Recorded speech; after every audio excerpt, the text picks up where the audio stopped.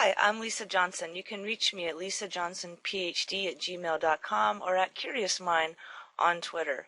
And I hope you enjoy this tutorial. The major reference for it is Keller and Suzuki's use of the ARCS motivation model in courseware design that's found as a chapter in Jonason's Instructional Designs for Microcomputer Courseware from 1988. And as you can see there on the screen, there's a picture of me in front of a seismic formation, actually in the Borrego Springs area of California. And as I stood there, it occurred to me that creating multimedia is very much a process of time and pressure and a great deal of work. But I'm happy to provide this for you. It's part of my both responsibility and my passion as a professor. So if you'd like to give me attribution, there's a suggested citation there on the screen. Ultimately, though, just remember, I am a professor, so be cool. If you can use this, I encourage you to do so. Just be sure to give me attribution where appropriate, and remember to share this with the same license if you can, which is a Attribution Share Alike Creative Commons. If you go commercial with your creation and become a zillionaire, the universal laws suggest you might want to contact me with a thank you. Thank you so much for viewing this tutorial. I hope you have much to gain from it. So first, let's review some of the purpose and goals. One of the first things we're going to do is recognize the features of the ARCS motivation model. And then you'll have opportunities to recall learning experiences with the 4 factors of the ARCS motivation model. Next, you'll have opportunities to recognize strategies for implementing the 4 factors of the ARCS motivation model in online learning contexts.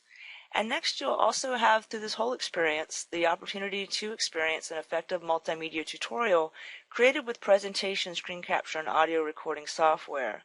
And finally, if you prefer, you can participate in the optional activity, which involves 3 stages: informing, confirming, and transforming. Just a quick note here, multimedia in this tutorial is defined as any multiple medium curated to communicate one or more messages.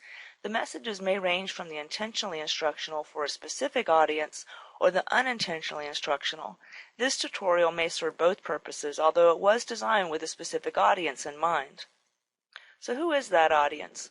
Essentially, the audiences this was designed for include anyone interested in learning design, whether you're a scholar, a learner, a practitioner, or some combination thereof. You might wish to adapt or integrate this into your designs, such as for debates and discussions, use it for elaborations about the ARCS model, or possibly an exemplar for various reasons. And finally, it can serve as an informational and reinforcement job aid. So here's the suggested activity. Remember, all these steps are optional because it is only suggested.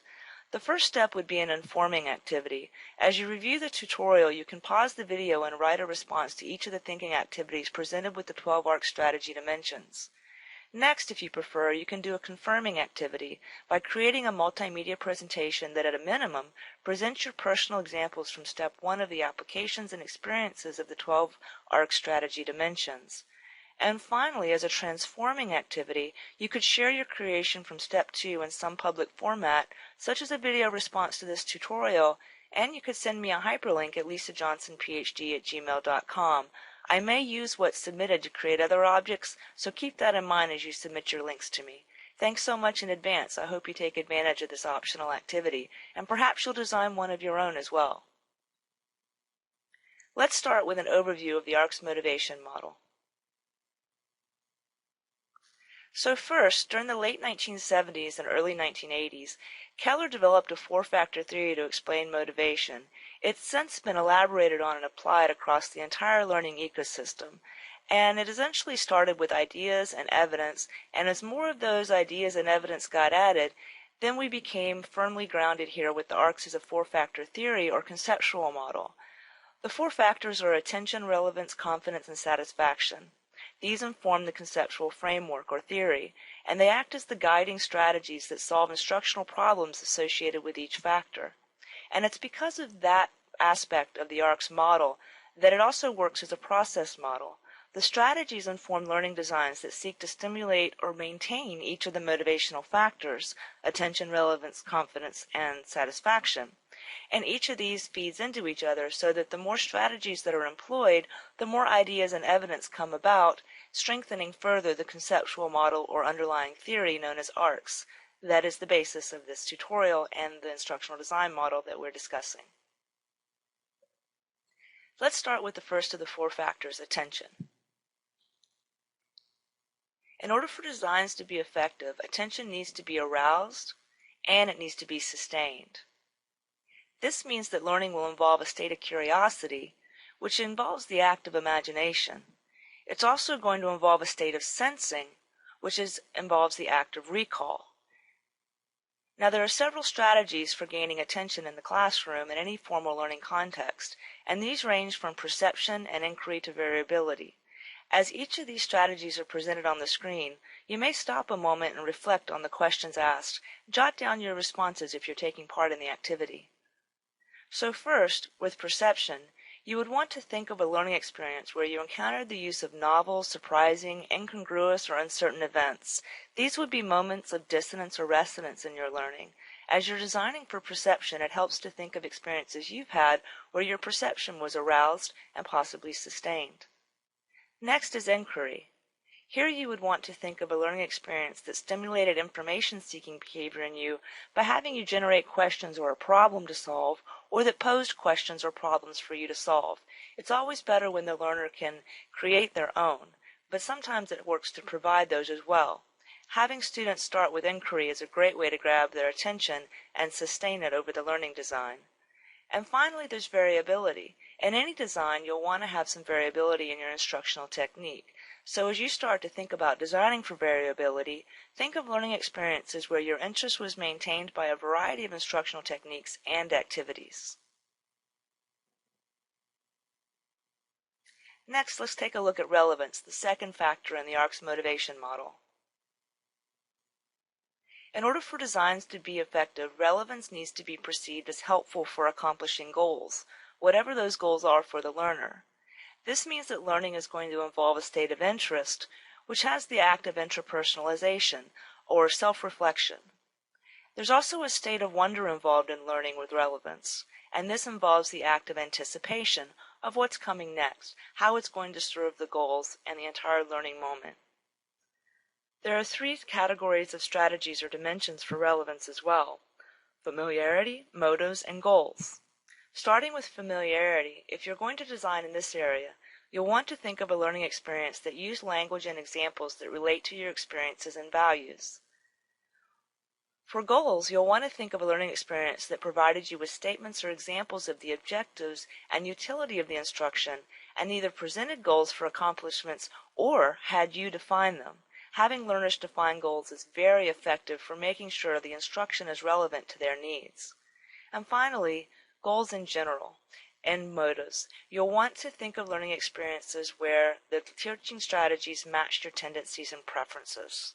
This is important because in order to have strategies that match your tendencies and preferences, you'll want to be aware of those. Multiple styles and inventories and profiles of preferences for learning are available, and it's encouraged that you would incorporate these into your design, or at least as part of some pre-assessment in the instructional design process.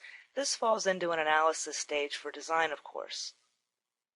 Moving on to confidence, the third factor in the motivation model, we can see that in order for designs to be effective, confidence needs to be perceived as involving some level of success. The learner needs to go into the learning situation, in other words, anticipating some form of success.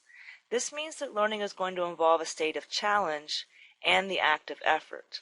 And so this involves a certain level of motivation that we've been able to hopefully arouse in the learner through attention getting and relevance setting, and to the point that when we reach the confidence stage in our design, the learner has this as perceived at this point that's something that they can achieve and do so well. Confidence strategies range from requirements, successes, and control dimensions. In the requirements dimension, you might think of a learning experience that helped you estimate the probability of success by integrating performance requirements and evaluative criteria as instructive feedback in the activity design. That would simply be any design that you might have experienced or that you could create that involves the use of rubrics or other checklists and things to make sure that the students know exactly what's expected of them. This will help increase their confidence in the learning moment. There's also successes. You'll want to think of learning experiences that provided you with challenge levels that afforded meaningful success experiences under both learning and performance conditions. so that you could feel some success both when you're receiving knowledge as well as when you're demonstrating your ability to apply that knowledge. As you design for successes, think of ways for students to feel the confidence from the learning experience that otherwise may not exist through the design. How can you design for success? And finally, control. You'll want to think of learning experiences here that provide a feedback and opportunity for control over content and activities that might support preferences for learning. So again, knowing your preferences for learning is important, and knowing those preferences of your design audience is also very important. And giving the learner control over their experiences, alternative and personalized pathways for learning are extremely valuable when designing for control to raise confidence and motivation for design. The final factor is satisfaction. Let's review some of its key features now. So for a design to be effective, satisfaction needs to be reflected in the synthesis of the learning design, which simply means that learning is going to involve a state of reconciliation, which is the act of remembering. Satisfaction strategies range from consequence, equity, and reinforcement. Now, when you're designing for consequence, you're going to want to think of learning opportunities and experiences that provided areas for you to apply knowledge and skill in situated settings with personalized contexts, which essentially means there's some real outcome from the behavior that the student is practicing. Whatever the learner is going to do needs to have a certain authenticity to it. You can also design for reinforcement. If you think of a learning experience that provided you with personalized feedback and reinforcements that sustained the desired behavior in you, both within and external to the learning experience, these can be very valuable.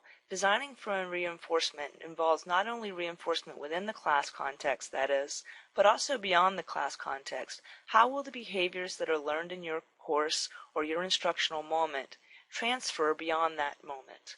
Those are things to think about when designing for reinforcement. And finally, equity. When you're designing for equity, you'll want to think of learning experiences that consistently applied expectations and consequences for task accomplishment. This is equity within the learner's grading and evaluation, all forms of assessment, formative and summative, as well as across learner populations within groups. How you design for equity is very important because it's going to give students the sense of satisfaction of a job well done, if well done, and all of these factors together can increase the motivation to see the learning through to completion. Thank you for viewing the ARCS Motivation Model Learning Design tutorial. I hope you found this useful. I look forward to your feedback.